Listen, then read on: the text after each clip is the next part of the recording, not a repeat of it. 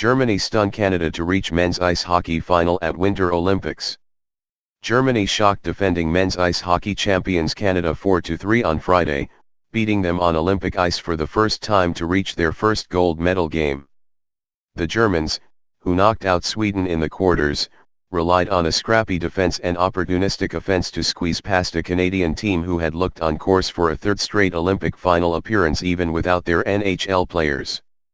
The win set up a gold medal game against the mighty Russians, who beat Czech Republic 3-0 in Friday's first semi-final. It also guarantees Germany an Olympic medal for the first time since the Innsbruck Games in 1976, when they won bronze. "It's unreal to get to play for gold," German defenseman Frank Hortler said. "It gives me goosebumps," said forward Patrick Hager, who scored what proved to be the winner and had an assist.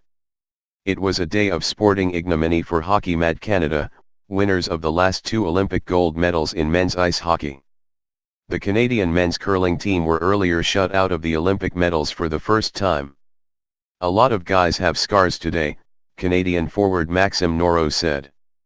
To add insult to injury, one of the Germany's goal scorers, Brooks Macek, grew up in Winnipeg, Canada but now also holds German citizenship. "The guys here on Team Germany, they're my brothers now," Macek said. "It's like a family in there and it means a lot to be heading into the gold medal game with these guys." Making the most of several Canadian missteps and penalties, Germany built a 4-1 lead through the first two periods only to face a withering comeback in the third as Canada scored 2 goals in the first 10 minutes of the period. But the Canadians fell 1 goal short despite peppering German goaltender Danny Aus Den Birken with a barrage of shots. They outshot the Germans 15-1 in the final frame. Costly penalties were a factor in Canada's defeat and Germany took advantage, scoring twice on the power play, including their first goal from Macek with a 2-man advantage in the first period.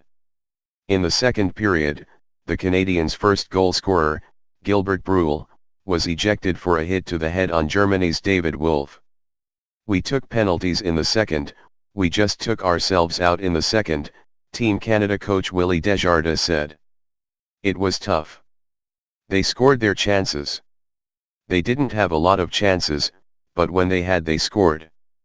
They scored 4 goals maybe with 9 shots, and it wasn't that we were giving up a lot, they were just going in. There's nights that happens." In all, the Germans were outshot 31-15, but 4 different players managed to connect on their limited chances: Macek, Matthias Plachta, Frank Maurer, and Hager. Emblematic of the puck bouncing their way all night, Hager was credited with the game-winning goal on the power play off a shot from Plachta that struck his knee and was redirected past Canadian goaltender Kevin Poulin. Now with the gold medal on the line, Germany face a date with the Olympic athletes from Russia, who have emerged as the clear favorites in an Olympic tournament being played without NHL players for the first time since 1994. The two countries have faced each other only once before in Olympic play since the fall of the Iron Curtain and the reunification of Germany, and the Germans won that game 4-2 in 1994 at Lillehammer, Norway. Before that, the Soviet Union team had been 4-0 against West Germany on Olympic ice. The Russians will be all the more favored now that Sweden and Canada, the teams coming into the tournament seen as holding the best hope of beating them, have been eliminated. "We have nothing to lose," Germany captain Marcel Gock said. "It's Russia. We play against the top guys from the KHL, Continental Hockey League, and they have lots of NHL experience too. We've got to change nothing and rest up tomorrow for Sunday."